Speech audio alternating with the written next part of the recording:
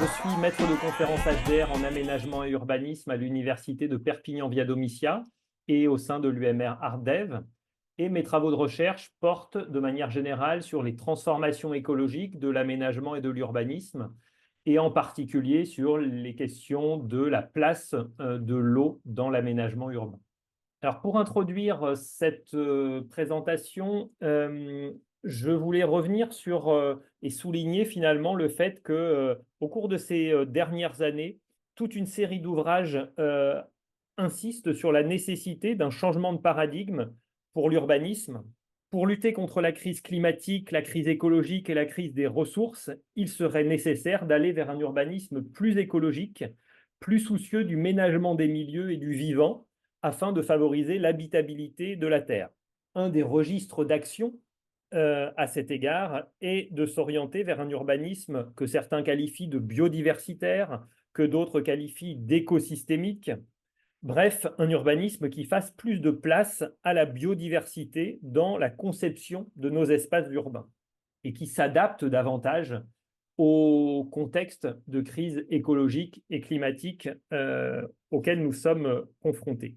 Ce changement de paradigme implique finalement un changement aussi de la manière dont nous concevons nos villes, dont nous concevons les espaces urbains même dans leur rapport avec les milieux. On le sait, hein, pendant longtemps, l'espace urbain a été considéré comme un milieu artificiel par excellence, comme l'anti-nature, pour reprendre la formule de Paul Arnoux.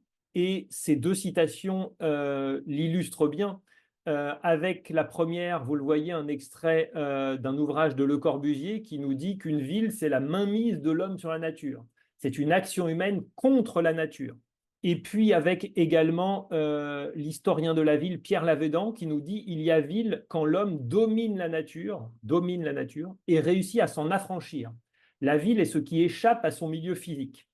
Donc, à travers ces deux citations, hein, on a deux belles illustrations là, de cette perception de la ville comme anti-nature, une vision prométhéenne de l'aménagement urbain, dans laquelle, eh bien, finalement, les sociétés humaines devraient maîtriser leur milieu naturel, le transformer pour le rendre habitable. Et la ville est ce milieu qui permet cela. Donc, pendant longtemps, finalement, on a vécu sur cette représentation de la ville qui était l'inverse de la nature, qui devait finalement arraisonner la nature, maîtriser, voire supprimer et détruire la nature pour la rendre habitable. Et puis, progressivement, cette vision a évolué, d'abord sous l'effet d'un certain nombre de travaux de naturalistes qui ont commencé à s'intéresser à partir des années 70-80 au milieu urbain, qui ont mis en œuvre un certain nombre d'études de faune-flore, de relevés faunistiques, floristiques dans les espaces urbains et qui ont commencé à s'apercevoir que finalement, la ville n'était pas l'antinature, mais qu'on trouvait finalement toute une biodiversité dans les milieux urbains. Et progressivement, eh bien, la ville est apparue comme constituant un écosystème à part entière et comme devant participer aux dynamiques écologiques. Et donc aujourd'hui, un des enjeux pour l'aménagement urbain, c'est de parvenir justement à préserver ou à développer des lieux d'accueil pour la biodiversité, donc pour la biodiversité ordinaire au sein des espaces urbains. Alors, il nous faut quand même, puisque c'est le mot clé, la notion clé qui se trouve au cœur de mon intervention, rappeler en quelques mots ce qu'on entend par la notion de biodiversité. La biodiversité désigne, comme le mot même l'indique, la diversité du vivant, mais non pas seulement la diversité des espèces qu'on trouve en un endroit, mais ça désigne aussi la diversité génétique, la diversité écosystémique et la diversité des paysages, en plus de la diversité spécifique, à laquelle on pense spontanément, le plus spontanément, et parfois à laquelle on réduit la notion de biodiversité. Mais donc, au-delà de la diversité des espèces, la biodiversité, c'est aussi la diversité des gènes, des écosystèmes, des paysages, et également l'ensemble des interactions qui s'établit entre tous ces organismes vivants. Donc, d'une certaine manière, pour retenir ça à travers une expression peut-être plus imagée, eh bien, la biodiversité constitue le tissu vivant de notre planète. Alors, au-delà de cette de cette vision finalement objective, scientifique de la biodiversité, eh bien, on peut, en suivant la philosophe Virginie Maris, souligner que la biodiversité, au-delà de cette simple appréhension objective des éléments qui constituent la biosphère, eh bien, c'est aussi la diversité biologique en tant qu'elle est menacée et en tant que l'humanité eh bien, se soucie de la protéger, éventuellement même de la restaurer, comme on le verra tout à l'heure. Donc, bon, certains d'ailleurs considèrent que la biodiversité est une notion technocratique, hein, ils lui préfèrent plutôt la notion de vivant. Mais voilà, à travers cette citation de Virginie Maris, on se rend compte que la biodiversité peut ne pas être réduite à sa seule dimension scientifique, mais aussi peut revêtir cette dimension anthropologique finalement de la manière dont l'humanité finalement envisage cette biodiversité et tente d'en prendre soin. Alors, comme fil conducteur, en quelque sorte, à cette intervention, la question à laquelle j'essaierai de répondre sera la suivante. En quoi l'eau peut-elle constituer un atout pour favoriser la biodiversité urbaine et en quoi l'eau peut-elle constituer un levier en faveur d'un urbanisme biodiversitaire?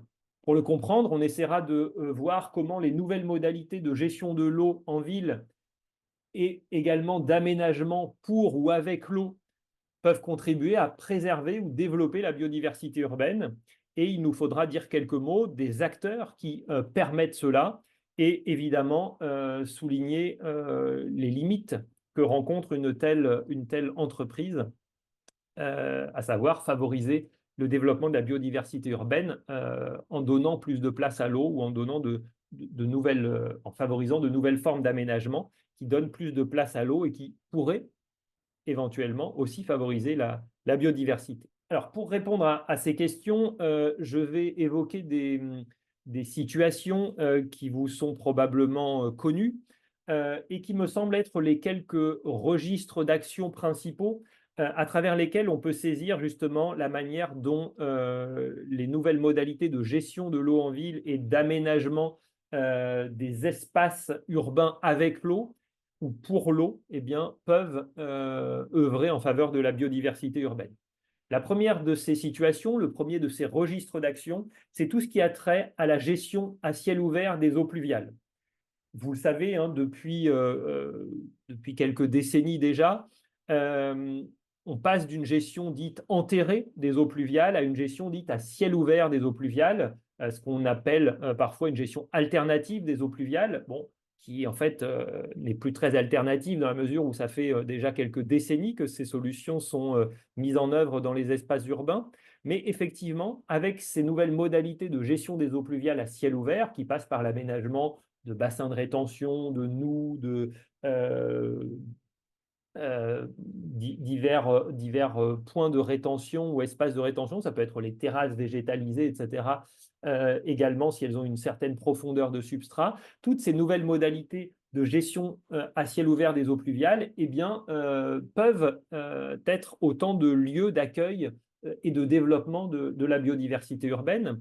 On en a ici quelques illustrations avec le développement d'une végétation plus ou moins spontanée, d'une végétation liée aussi à la présence permanente ou temporaire d'eau.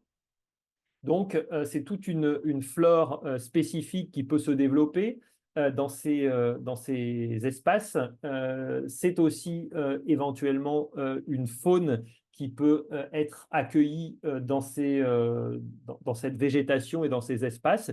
Et donc, eh bien, on a là un ensemble de dispositifs qui maillent de plus en plus les espaces urbains et qui peuvent être favorables à certaines conditions, on le verra tout à l'heure, à la biodiversité urbaine, à son développement au sein des espaces urbains. Là où avant, on avait une gestion des eaux qui se faisait par des égouts, des réseaux d'égouts souterrains, et donc avec une minéralisation et une imperméabilisation totale des sols, eh bien, avec ces solutions de gestion à ciel ouvert des eaux pluviales, on évolue vers une désimperméabilisation des sols, vers une végétalisation d'un certain nombre d'espaces au sein des villes. Et donc, inévitablement, ça peut contribuer, hein, mais même si, on le verra tout à l'heure, ce n'est pas automatique, ça peut contribuer au développement ou du moins être des lieux et des infrastructures favorables à certains égards au développement de la biodiversité urbaine. Autre registre d'action en matière d'aménagement urbain qui peut avoir aussi un impact ou des impacts sur la biodiversité urbaine, c'est tout ce qui a trait au nouvel intérêt des villes pour leurs cours d'eau. Là aussi, vous le savez, hein, depuis les années 1980 en France à peu près, hein, et d'ailleurs Lyon a été une ville pionnière à cet égard, eh bien, de nombreuses villes se soucient à nouveau de leur cours d'eau, essaient de le mettre en valeur, essaient d'en tirer davantage profit comme un espace public et naturel de qualité, comme une aménité urbaine à proprement parler. Et cette approche de retrouver le cours d'eau, de lui redonner une place à part entière dans la ville, eh bien, peut, à certaines conditions, là encore, s'avérer favorable au développement de la biodiversité urbaine. Alors là aussi, ça peut se décliner de diverses manières. Vous avez entendu parler des opérations de réouverture de rivières urbaines, c'est-à-dire des rivières urbaines qui avaient été enterrées au fil de l'histoire du développement urbain. Sous la pression urbaine, eh bien, les rivières avaient fait l'objet d'opérations de canalisation et elles s'écoulaient en sous-sol. Elles avaient disparu finalement du paysage urbain. Et depuis quelques années, eh bien, cet intérêt nouveau pour l'eau en ville, pour les cours d'eau urbains, amène à réouvrir un certain nombre de rivières urbaines. Alors, j'ai pris ici deux exemples. La Bièvre à Jouy-en-Josas. Bon, la Bièvre, c'est un des exemples assez emblématique, hein, en banlieue parisienne de ce mouvement de réouverture de cours d'eau. Et puis également en région parisienne, le Petit Rhône à Sarcelles. Donc ces deux photographies-là illustrent finalement le fait que en réouvrant un cours d'eau, du moins un certain nombre de tronçons de cours d'eau, eh bien, on va aussi permettre le retour, le retour d'une certaine biodiversité urbaine, puisque on va reconstituer, à proprement parler, un lit nouveau pour ces cours d'eau lors de leur mise au jour. Et donc, cette création d'un nouveau lit en s'efforçant de diversifier les habitats, les écoulements, etc., va s'avérer favorable au développement de la flore, au développement de la faune aquatique, euh, et à la fois par les travaux de génie écologique qui sont menés, mais aussi par le développement spontané au fil du temps, la recolonisation de ces espaces par toute une série d'espèces, aussi bien végétales qu'animales. Et donc, progressivement, ces rivières ou ces tronçons de rivières réouverts eh bien, vont pouvoir accueillir une biodiversité plus ou moins importante. On y reviendra tout à l'heure, hein, les résultats peuvent être contrastés, mais néanmoins, on a là un potentiel de développement et d'accueil de biodiversité en milieu urbain qui est assez intéressant également.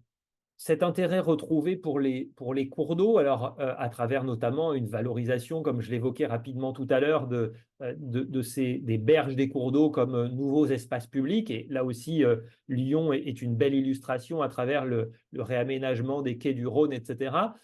Donc, ces grandes opérations de revalorisation des cours d'eau dans les villes qui souvent démarrent avec cette ambition de valoriser les berges comme nouveaux espaces publics, etc., et redynamiser ces espaces aux yeux des urbains, et où parfois les premières années, les ambitions écologiques étaient un peu ou beaucoup secondaires, eh bien, on observe que progressivement, ces questions écologiques de restauration de la continuité écologique des cours d'eau, de restauration aussi des continuités écologiques latérales, c'est-à-dire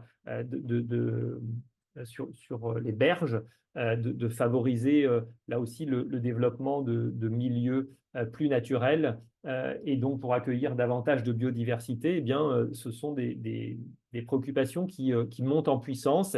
Et donc, effectivement, vous avez tous entendu parler de ces opérations qui visent à rétablir la continuité écologique d'un certain nombre de cours d'eau en supprimant les obstacles à cette continuité écologique, en supprimant un certain nombre de seuils, de barrages, d'ouvrages qui pouvaient faire obstacle et en construisant notamment un certain nombre de passes à poissons, etc., afin que les espèces migratrices, notamment, puissent remonter les cours d'eau et les descendre beaucoup plus aisément. Et donc ça, c'est aussi une dimension qui contribue au développement de la biodiversité au sein des villes, puisque progressivement, eh bien, les cours d'eau urbains accueillent une faune plus riche. Et il y a notamment un certain nombre d'espèces migratrices qui avaient disparu sur certains cours d'eau et dans certaines villes qui progressivement refont leur apparition grâce à tous ces aménagements et toutes ces nouvelles modalités enfin, ces nouvelles manières de repenser les cours d'eau et leur inscription dans l'espace urbain. Un autre registre d'action qu'on peut analyser rapidement pour ces questions d'articulation entre l'eau et la biodiversité urbaine, c'est aussi la manière dont parfois on urbanise avec l'eau ou autour de l'eau et en s'efforçant justement de faire en sorte que ces espaces aquatiques qu'on insère au sein des quartiers nouvellement urbanisés, eh bien, ils puissent accueillir une riche biodiversité. Ils soient à la fois évidemment les espaces publics centraux des quartiers en question, mais qu'en même temps, ils contribuent justement à l'inscription d'espaces de biodiversité au sein même des quartiers. Alors l'exemple qu'on a sous les yeux à Canet-en-Roussillon, c'est une ZAC qui a été construite, donc un nouveau quartier qui a vu le jour à partir de 2014 et qui a été conçu entièrement autour d'une grande zone humide préexistante. Alors initialement, euh, le projet de l'aménageur, c'était de remblayer tout ça. Évidemment, la réglementation ne lui a pas permis. Et donc, il a pris attache avec un bureau d'études en écologie pour l'aider finalement à intégrer cette zone humide au sein de son quartier. Et l'écologue et l'architecte urbaniste ont travaillé main dans la main pour essayer de penser ce quartier, l'urbanisation de ce quartier, en respectant la présence de cette zone humide et en favorisant la préservation, mais aussi le développement de la biodiversité au sein même de ce quartier. Vous voyez notamment ces grands systèmes de passerelles qui ont été utilisés pour justement permettre les continuités en termes de mobilité douce entre les différentes zones du quartier, entre les différents bâtiments, afin de rendre possible finalement la conservation de cette zone humide, même si certains espaces de zone humide ont dû être sacrifiés, entre guillemets, pour implanter certains bâtiments, eh bien, il y a tout un processus de compensation qui a été mis en place pour recréer d'autres zones humides et favoriser le développement d'un certain nombre de milieux riches en termes de biodiversité au sein même du site. Ce n'est pas une compensation hors site, mais c'est au sein même du site. Donc là, on voit comment l'urbanisation, elle peut aussi tout à fait intégrer l'eau au sein de l'exercice de conception urbaine, au sein des plans des quartiers pour là aussi en faire à la fois des espaces paysagers, des espaces publics, mais aussi des espaces qui permettent l'accueil de la biodiversité au sein même de la ville. Et puis la dernière situation que je voudrais évoquer, eh bien, c'est à l'inverse de la précédente, lorsque que lorsqu'est prise la décision de désurbaniser certains quartiers. Alors, c'est une situation qui est relativement rare, mais qui a tendance quand même à se développer en France depuis quelques années pour des espaces qu'on juge particulièrement vulnérables au risque d'inondation. Et c'est le cas notamment ici en banlieue parisienne à Villeneuve-Saint-Georges, où le long de l'Yerre, que vous voyez ici, eh bien, le long de cet affluent de la Seine, toute la zone qui est représentée en bleu, là, la décision a été prise d'acheter et de démolir toutes ces habitations, de reloger les habitants hors zone inondable.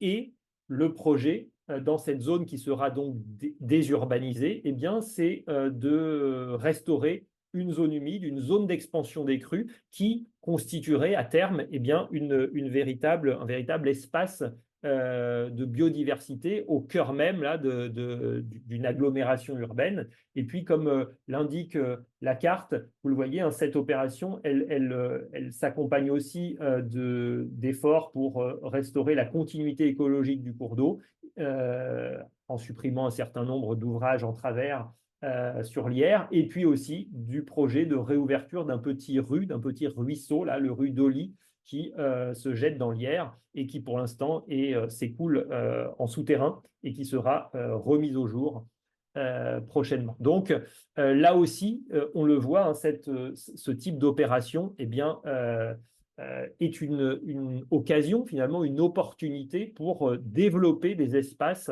porteurs de biodiversité au sein même des espaces urbains. Alors, maintenant qu'on a vu ces différentes configurations qui peuvent être potentiellement favorables au développement de la biodiversité en ville, euh, il faut s'interroger sur les résultats. Tout cela pour quels résultats, quelle efficacité?